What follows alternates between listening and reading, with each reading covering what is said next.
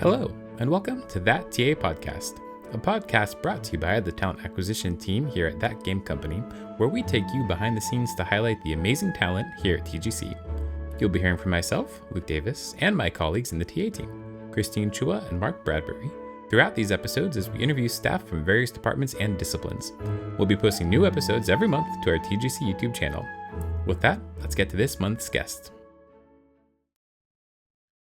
We are here with Austin today, one of our gameplay engineers here at TGC. Austin, you want to go ahead and maybe introduce yourself, tell us what you do here, and then maybe tell us how did you end up here?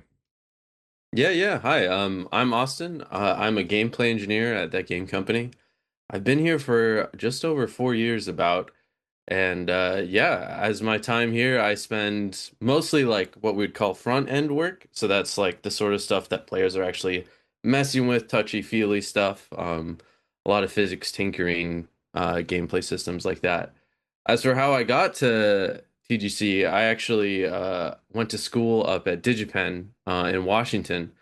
And a lot of the pipelines there were kind of funneling us towards like bigger studios, which is cool, but it's just not really what I was looking for. And so I was a bit lost trying to figure out where to apply to. And so I came up with a strategy. And my strategy was, hey, what's an indie studio that's big enough to sell merchandise, but not like, thousands of people big, right? And so I love fangamer.com. It is my favorite indie game merch store. I have spent so much money there. And so my job hunting was literally like go to Fangamer, organize by studio, and then see like what I like. And I was like, oh, I love Journey. Are they hiring? And I go to that game company's website and we are hiring in all bold. And then, yeah, I ended up reaching out and I actually ended up by happenstance, I had the same professor at DigiPen, Professor Benjamin Ellinger, as my now manager, Kyle Holdwick. And I didn't know at the time, but we reached out and we had both TA'd for Ben. And yeah, it just worked out. So yeah. I love that. I've, obviously working on the talent acquisition side, I hear a lot of strategies around finding a job in the gaming industry. I've never heard start with merch. I love that. I'm going to start adding that to my recommendations. So shout out Fangamer. Shout out Fangamer. Not an official sponsor. Oh, that's awesome. That's awesome. One thing I love asking people who especially have been here in the gaming industry for a while now, 4 years is awesome. Was there a specific moment where you're like, hey, I want to be a gameplay engineer? What, in high school, earlier, middle school, was there a specific moment or was it something you kind of ended up doing? Yeah, I mean, I've played video games my whole life. Like, I have some very early memories of my sister and I and our four cousins all crowded around our grandparents' NES, trying to figure out how to beat like Zelda 1. I remember actually for Metroid, we like printed out the world map and we were like dumb kids, so we didn't know how to resize the image of the map. So we printed it on like 6 sheets of paper and taped it together. And then, of course, the tape got unstuck, so then we mixed up the map. Uh, so yeah, I like exploration games. But anyway, I started kind of getting into coding stuff. I think the first thing I did was like there was this Torchlight 2 level editor summer camp that I went to.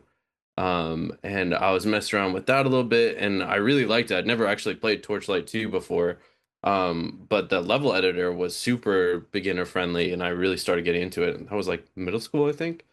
And then I started doing stuff like Portal 2 custom levels. And then I took like a C++ class. I actually took a Java class in high school. And then I went back to that same summer camp and started teaching there as an instructor too. That was ID Tech. And then I just kind of knew in high school I was like, I love video games, and I it didn't feel forced or anything, and I just ended up chasing it down, and it's kind of worked out so far. So Worked out so far. That's yeah. great. That's great. For those listening, one of the goals of this podcast, right, is to talk about what life at TGC is like, but also give a little behind the scenes of what, the specific jobs are like too. Can you talk to us a little bit about the difference between a game designer and a gameplay engineer? That's a good question. It definitely depends on where you are, like what studio you're at, and things get pretty gray pretty quick. Like actually when I applied for TGC, I applied to be a technical designer. And when they hired me on, they were like, no, no, no, you're a gameplay engineer. And it's really just how close you are to the code. So like, you know, one metaphor I like is the triangle, where each tip is a different discipline. There's art, there's engineering, and there's design. And both a gameplay design or a gameplay engineer and a technical designer are both between those two corners of engineering and design. Gameplay engineering is just closer to engineering. What does that mean in practice? Well, a lot of the times I end up making tools in addition to designing a thing. So one system that I worked on a lot for Sky was the behavior tree system, which is how we have NPCs moving around. We introduced that in the Two Embers season, and I was responsible for both designing the behaviors of the NPCs and then also building the tool that allowed us to make those behaviors, if that makes sense. And so, since we've shipped that season, like the behavior tree architecture has gotten more and more robust, and we've been training designers to use it. So now a designer can like make a behavior tree on their own, or a technical designer can even go in and edit the code of one. But that required a more like technical starting point, right? I love that too. And I think, when I talk to whether it's students or people that are just interested in game design, the spectrum of game design, I think, is just so large because you have, like you said, you have, technically, if I'm trying to think of the most simple game you could do. You could grab a deck of cards and say, every time I pull an ace, I get 10 points. Every time Mm. you pull a king, you get 5 points. I'm like, that's game design, right? You're building rules. Your tools are is the deck of cards. And part of what makes, I think, the gaming industry is so fun now is that you have just so many complicated systems. But to your point, like you need someone that can come in and say, like, hey, this is actually how the tool itself works, or empowering designers to iterate on something by making the actual act of iteration as easy as possible. I'm just kind of curious, how did you kind of end up in that lens? Was there a specific class or a specific moment that you remember it kind of clicking for you of like, hey, like I want to be the person that's not just on the Mm. game design side, like making the enemies or making the level, but I want to be the person that's diving deeper. Was there a moment that you can remember that kind of led you there? Hmm. Maybe I'll come up with a moment as we talk, but I will say I have a very technical perspective. Like, I feel like I've always had the brain of an engineer. Like, my dad is an engineer. I grew up watching like Mythbusters, launching rockets in the backyard, that kind of stuff. So to me, science has like always been really, really cool. And I guess, an engineer is just something that I kind of took for granted in myself, I guess. Really the area more that was pushing for me was like getting into games. Like, there's a world where I could have focused more on physics and been working on speakers or working on cars or whatever, right? But I think the flame and the passion of games is what really moved me towards this industry specifically. And one of the cool things that we get to do as gameplay engineers is that like we get to use like certain concepts. Like the famous example is the finite state machine. It's bread and butter. How do we make an NPC in a game do something, right? Like there's the stand state, the walk state, the sleep state, whatever. That is something that like was come up with in the mathematics, like in academia, probably like 100 years ago at this point. Like it's been around for a long time. And then the game industry gets to like take these existing like mathematical, conclusions or inventions and repurpose them in like a way that serves an artistic goal. So it's like a really interesting, and it's also really scrappy too, because you're like, we're not gonna do like, we're not wearing clean suits and we're not writing proofs, right? We're just like getting whatever needs to work, right? So you have like some fundamental, yeah, I actually know what I'm doing, combined with like duct tape leading to art. I love it. Getting whatever needs to work to get it to work. Yeah, That's yeah. the great motto for a gameplay engineer. Yeah, it's a hard balance, right? I think figuring out like how much you need to invest in the long-term tool versus like the short-term get something working on the screen that's like a constant struggle in any game, especially on gameplay engineers. I love that. I think it's something that, especially, I don't think people always think about. Again, to your point, especially when you're on a live game, a game that's constantly releasing updates. Has a cycle to those updates. I think I'm sure there can be pressure of like trying to get things, you know, and minimal viable product to something that's actually going to be more for the long term. How do you balance that as someone in Mhm. that space? How do you balance between the short term and long term costs like that? You know, um, it's tough, like I said, because people will really need certain tools to be working, or if you really want to invest in something, it almost always takes longer than you think it will. Um, but for me, I really, really value diagrams, actually. I love paper prototyping systems. And I'm not talking about physical paper, like we use, a virtual whiteboard. But like putting down circles of like this system, right? Like how does this controller connect with this physics component, connect with the animation component, connect to the character pose, and like really mapping that out because that helps to spot the tech debt so easily. It's kind of insane. You like throw it in front of everyone and everyone can see it, right? It's not like you have to draw any magical conclusions. And I think that's something that we don't always have time for because games can be moving so quickly, things are changing so fast that sometimes you just need to sit down, make space to like really evaluate where you are right now, and figure out like what is the debt. Because you can be preventative, right? You can be like, I'm gonna make this huge plan and nothing's gonna break and it's gonna be perfect. But like everyone has a plan until they get punched in the face, right?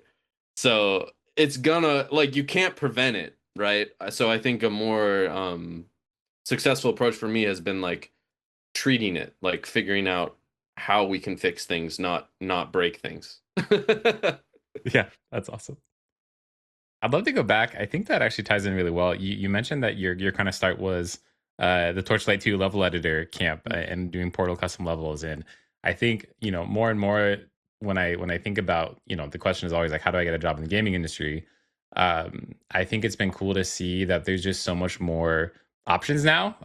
When I was growing up, not to, out my age, but when I was growing up, there was some opportunities for that, but there wasn't anything nearly that I can remember of like, hey, you're literally working like within a game or within a game engine as like a school project or like that. Just that sense of like, hey, this mod you do could be something that I could actually turn into a career. Hmm. Were there any other things that you kind of found, kind of getting your entry point into this of actually diving in past just like, oh, I like playing games to like, oh, let me try to build something in the Portal 2 custom level. Hmm. Anything like that you think stuck out or that you'd recommend for people trying to get into the gaming industry now through like mods or through Hmm. custom levels or working in engines, anything like that? Yeah, yeah. I think I've had this question asked to me a few times about like, what engine should I use? What tool should I use, right? And like really, in my opinion, the tool does not matter. Like when you are making a game, especially in the beginning, like the product is not the thing you're making, it's you. Like I think that's true of like art in general. Like whenever you're making a piece of something, like the much more important result of producing art is the effect it has on you and then the audience later, of course. But specifically to focus in on like I'm trying to get into games, if you have like a mod of an existing game that you are like passionate about, like that's your in. It's you shouldn't be like, oh, let me make a spread. Oh, okay, I know some people are very spreadsheet pilled, and I am also into spreadsheets, so I can't really say that.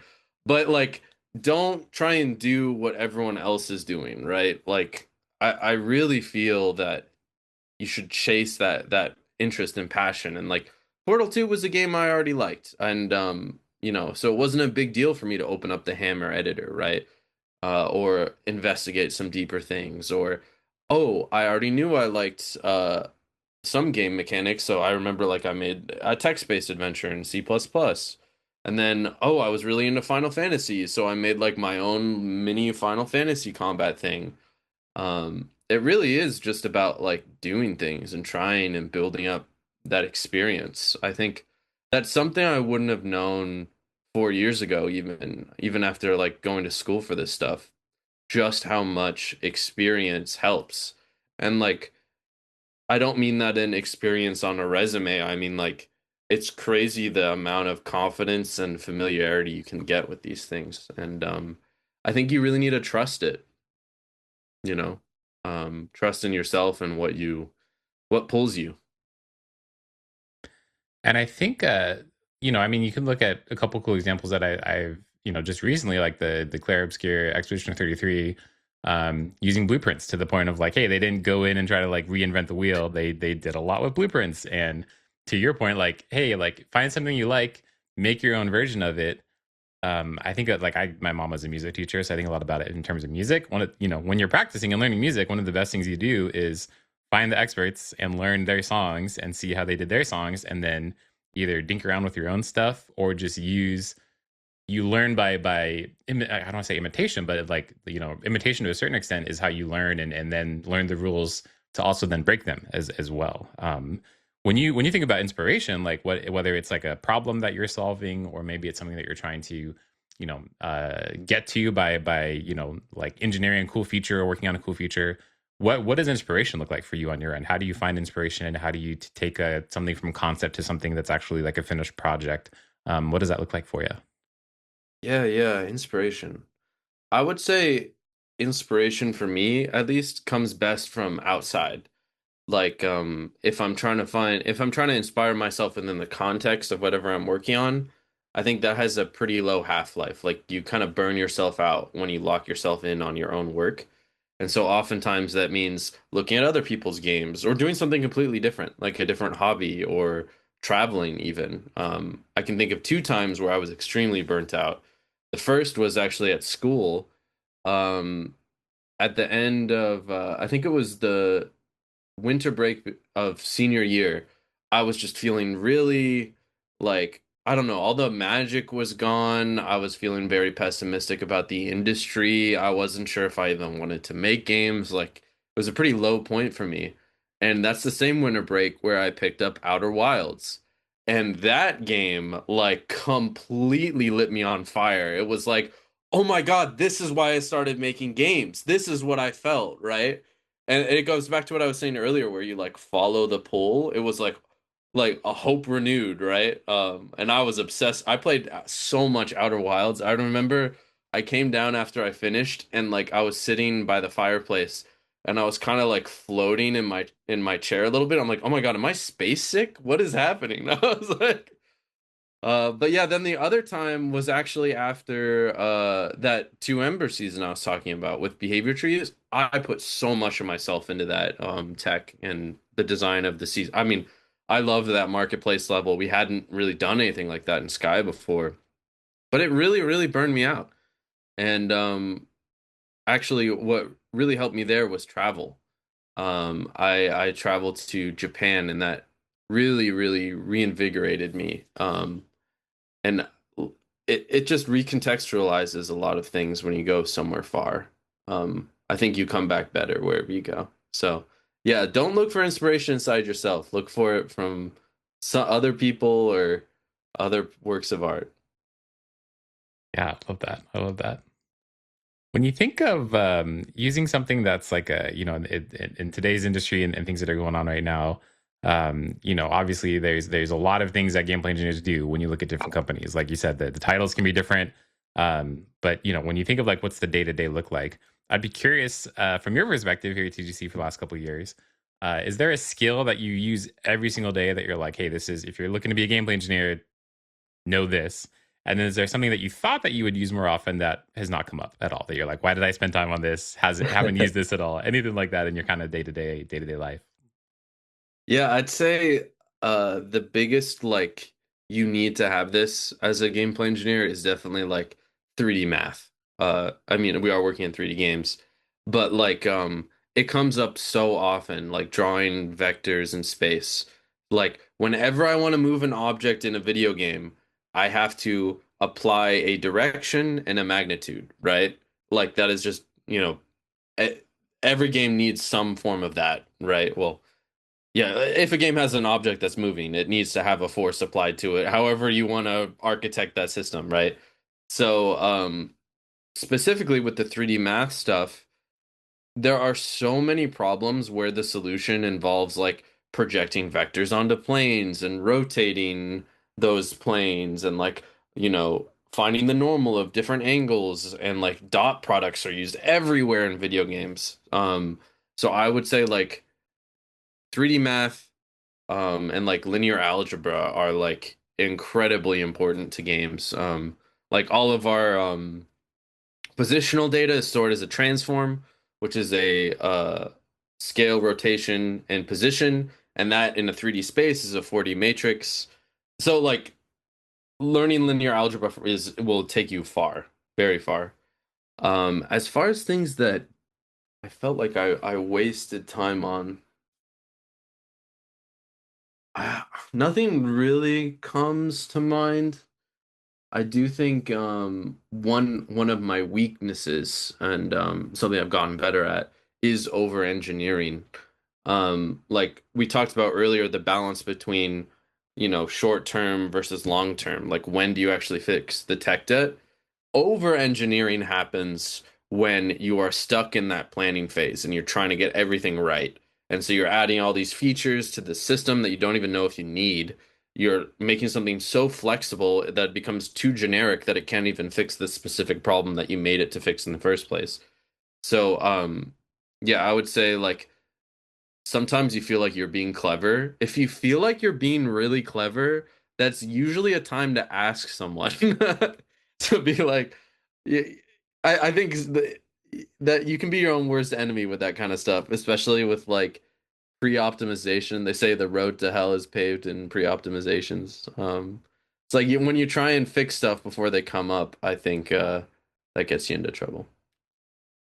You dropping some great, just like, oh man, just the short advice for if you're getting into gaming industry, if you feel really clever, check with someone else is Yeah, that fantastic like advice. like we're all really dumb. You know what I'm saying? Like as soon as you think you're smart, it's like Well, you gotta check when you're in the yourself. moment and you're staring at the Yeah. screen, and I think about this a lot with music. It's my kind of analogy to more the technical side. It's like you're spending so long on this one sound that you're spending so much time on, and it's on your screen. It's all you think about, and you show that to someone else, and they're going to be like, "Oh, I can't even hear it." And you Mm. spent 6 hours working on this thing, right? So I think going back to your time at DigiPen, I think one of the cool things is when people are looking to get into the game industry to get these types of jobs, it's like find something that gives you that actual real life project experience. I know DigiPen, having worked there, I think right after you, I think right after you graduated, so we didn't Yeah, overlap yeah, yeah. then. But I know they're so heavy on the project base. Anything that gets you an actual project experience, I think, is incredibly underrated for skills of getting into the game industry, whether it's art, kind of the triangle you mentioned, whether it's art, engineering, design. Um, do you have kind of a favorite thing that you've worked on in a project, whether it was a school project, whether it was TGC last couple of years, currently? What's been kind of a project that you've worked on that's like you think about like, hey, that was one of my favorite pieces, or one of my harder problems to solve that we ended up solving? Anything like that that sticks out to you in your project time? Mm. Yeah, I think there's a few things like one of the first big things I added to Sky was the plushie system. So when plushies were first added to the game, they were just like other placeables, like you could put them down and that was that. But we all were like, "Oh, what if you could like pick up the plushies and hug them and throw them?" And that was like one of the biggest like because before that, I like the very first thing I worked at TGC was the marshmallow set, which was really fun. But like that was one individual item, whereas for the plushies, it was like a more general system. And let me tell you, the amount of things that are secretly plushies under the hood is absurd. It's actually a problem. Like the new challenge ball that came out that you like throw for the carnival season is a plushie under the hood. Which that's a moment where we should take a step back and be like, okay, maybe that's some tech debt. Everything's a plushie now. Is this a Yeah, problem? no, it's crazy. It's anyway, so yeah, the plushies were cool. I think the biggest thing that I'm proud of on Sky is definitely the behavior trees, like I brought up before.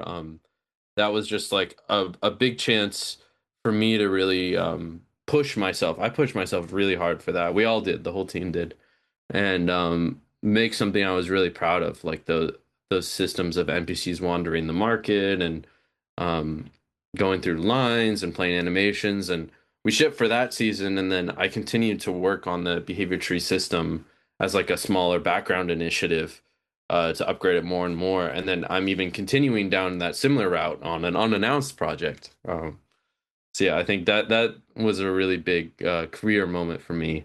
But one more favorite thing after that Outer Wilds invigoration that happened over that winter break, the second semester of senior year, I had a solo project and I combined it with like an independent study on procedural generation.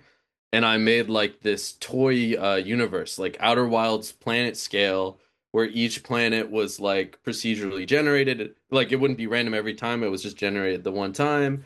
And I used like marching cubes, and I thought it was so cool. And I did this like end body physics simulation of the planets all spinning around, and then the player's a spaceship, and they can be out of orbit or in orbit. That's what I was talking about with the inspiration. Like all of that just like came out of me, right? I'm like, I want to try my hand at this, you know? Um, and it's so funny because I was proud of that marching cubes like generation thing, which is just like how you actually generate the planet. And then I came over to TGC and I brought that up in my interviews and stuff. And then I started working here and I booted up our level editor and I like looked at the terrain and it was like running marching cubes. And I'm like, what? And then Kyle's like, yeah, I was waiting for you to find that out. All of our terrain is using, and so I thought I was like so cool for using marching cues. You're like, let me tell you guys about something that I found out. Yeah. It's so funny. That's awesome.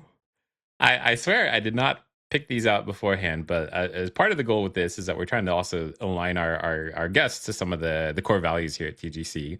I did not plan these out beforehand, but they've ended up being like perfectly like embodied by each guest, which has been awesome. So the one that I had today was the Boundless Explorer. I think it's funny talking about, especially like space exploration, all this, like the Boundless Explorer of Austin.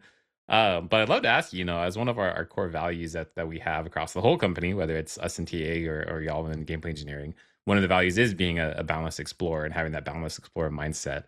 How have you seen that value play out either in your own experience and projects or on your team or somebody else's example? How have you seen that play out in your time here at TGC?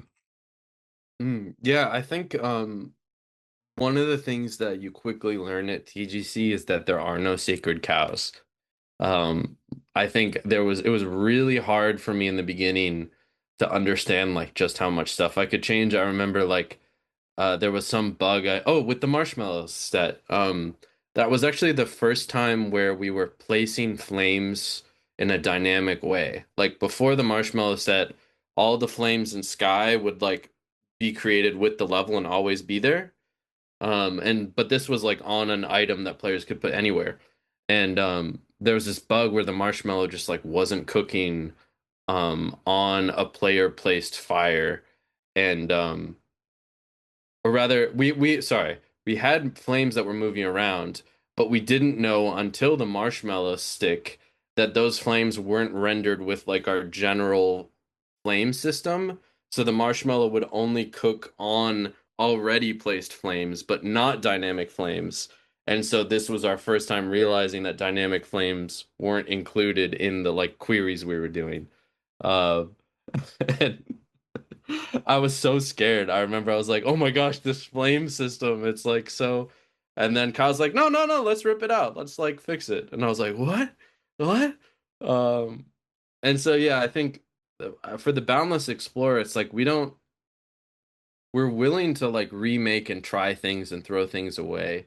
And we try a lot of stuff, some bigger system changes like I brought up, but then also like on individual seasons, more on the design side, we really strive to hit all sorts of emotions, right? Like all of our seasons are going into different angles of like, of course, we have a lot of sad seasons. We do. But we try other things like, Carnival, for example, was a recent one that was going for a more playful vibe, right? And I would say that was a very exploration driven decision because we don't have a lot of that in the game. And then I would love to talk about the unannounced project I'm on because I feel like it has the best answers to that question, but I can't really say too much. Stay tuned. Stay tuned. I love that though, and I think yeah, like you said, a lot of sad seasons, but I think as a player, I think that's why I love games that have, this like seasonal content. They have new things to explore because you just get like, it's such a unique experience in terms of when you look at the history of the gaming industry and what people were working on of, 4 to 7 years on a box product that ships one time, and that's it. And like that's it. You're done. And so having just that space to say like, hey, like we're going to try something this season. Maybe it didn't work out exactly as we intended. Hey, we have the next season to iterate on it or to change things or, try something new again. And I think like as a player, there's just something fun about like that sense of exploration you get in there. But I think people don't think about on the dev side how that can be, again, like you said, that just that new sense and something keeping things fresh almost. Mm-hmm. Yeah, yeah. I think we definitely keep each other on our toes in terms of making new things. When we think, part of this podcast too, we're not trying to just talk about all you do on the gameplay engineering side, but also highlight kind of life at TGC overall. Do you have a favorite experience at TGC, whether it's more on the, the social side, meeting people in person, doing something with coworkers? Obviously, we're remote, but we still try to, stay as connected as we can through a variety of things. Do you have a kind of a non gameplay engineering experience that you've had that stuck out to you at TGC? Well, yeah, I think our in-person meetups are definitely like the highlights of that. Culture-wise, they're just like, I don't know, it's so fun to like grab a meal with some people that you've only been seeing in a Zoom call for like the last few months, you know. I think one thing that we did at the office, oh, gosh, we have this one game. There's actually been a lot of games we've done at the office. But there's this one old arcade cabinet. I forget. Maybe you remember. It's like The Killer Bee, no, the other one. The Teenage Mutant Ninja Turtles. no, the other Okay, one. what's the other one? Oh no, what is the other one? It's like the one that's like the cartoon one where you're like playing as the knight Oh my of gosh, Mystic Castle or something, or I could see it. We're gonna edit. We're you gonna know what I'm edit this talking out. about. I know what you're talking about. It's a classic. Dragon's Lair? Dragon's Lair. Yes, Dragon's Dragon's Lair. Lair. I'm like, Yeah. it's a classic. I can see the artwork. Like, Yeah. come on. So I mean, like I was saying, like I grew up on archaic, hard to understand games like crowded around the NES, right? So like we had a few of us, I forget everyone who was there. I think Morgan and Luke. Jeez, I forget who else. But we were like determined to figure out how to beat this game. If you don't know, it's like all knowledge checks, trial and error, like Notoriously difficult. yeah, it's insane. It's a quarter sucker, right? Of course we had unlimited quarters, so don't worry about it. But we were on this like rotation and each person was like trying to get to one level more and we refused to look anything up. We were like we are just gonna like figure this out the hard way. And it was just so much fun because it's like I mean the game has a lot of charm to it, but it's also like look at how far the industry's come and then also look at some of the ideas that they experimented with here that we haven't really seen and we can get inspired by it, right? And then of course just the art of play, like we're just laughing, having a good time, giving each other crap when we mess up the easy sections. That That's was really awesome. That's awesome. The core of gaming, right? Like it's a social experience. Meant to be yeah, like that. yeah, yeah, yeah. That's awesome. As one of our last questions here, I'd love to keep chatting as long as possible. We do have to end at a certain point, but we do like showing off some of the unique hobbies that our TGC people have exemplified over these last couple episodes. Do you have a hobby or something that you're passionate about that people might not know when they just look at you? Mm. Well, I have actually, I mentioned the triangle before and I put myself far away from the art side. I have actually been learning how to draw, and that's been a lot of fun. Because it's so different than what I do day to day. And yeah, I've been drawing a ton. If you know Art Fight, it's going on right now, month of July. And some of my friends peer pressured me into joining it. And so you like draw each other's like characters and stuff, and that's been really cool. I think I went into drawing like with my technical mindset, and I was like, I need to master the fundamentals. And so I started with Drawbox, which is like an online lesson thing that's like extremely technical, and it sells itself as this is not fun, but this will make you a better artist or whatever. And I'm like, hell yeah. And I drew my 250 boxes. I did the challenge. And then I did the textures. The textures one was crazy. You have like these sausage texture. What? And yeah, I it was really cool, but I think I burned myself out on it, which, as part of the class, you're supposed to follow the 50% rule, which is like you spend half of your time like not doing lessons and half your time doing lessons. And I did not follow that half time of not doing the lessons. Because the problem with lessons, at least for me, is that you get stuck in them. And then like suddenly when you know what's right and what's wrong, like doing your own thing feels scary. And so the lessons become like comfortable, and then you're like, oh, well, I don't want to try and draw like a human head because like that's like I know how to draw like a box, right? And so it's been really good for me over the last few months. I've been branching back more into, drawing for fun and drawing people's characters and stuff. And I was just up late the other night, drawing one of my friend's characters, and yeah, that's been fun. That's awesome.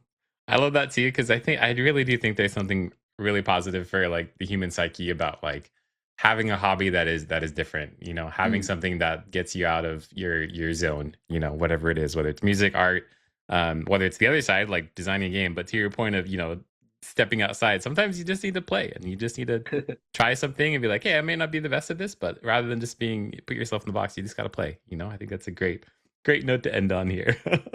Any Yeah. other words of encouragement to anybody listening about whether it's getting into gameplay engineering, advice for your creativity and inspiration? Any other words of advice to our listeners? Well, I'd say like I think the game industry is still so young. I think there's so much stuff that we haven't done. And especially when you play like some more of I love indie stuff. Like you'll play someone's game that they, just made by themselves. It's not even being it's like on itch, right? Or whatever. And you'll like feel a different way about a game. Like for me, like to bring up Outer Wilds again, like when I played that, I was like, oh, this is what else the medium can do. Another game that did for me recently was Blueprints. It was like, whoa, I have never played a game like this. Like we still have like genre breaking or genre defining games coming out like pretty frequently, right? And I still think there's just so much stuff we haven't done. Especially just like stories that we can tell that we haven't really been able to before. Like every medium has its own strengths, right? And the obvious one for games is that you actually have agency. The player is in the game, and that just opens up so much stuff. I mean, there's plenty of games that experiment with that, right? Like your game crashes on you, or splits in half, or it loads up a save or like a saved image from your desktop into the game or whatever. There's stuff like that like interacts with the actual machinery of you playing it. Like a fourth wall breaky stuff. But just the fact that like the player is an agent in the game. I don't know. It's just like there's so much meat on that bone, and I really, really, really can't wait to see like what we come up with. And in my opinion, the future is indie. Um, I think that's where all like the genre pushing stuff is going to come from. Thanks for joining us today on today's episode of That TA Podcast. You can follow That Game Company on LinkedIn and Instagram to keep up to date on company news and future podcast episodes. As a reminder, all of our open roles will be posted at thatgamecompany.com/careers. Keep your light shining bright, and we'll see you next time.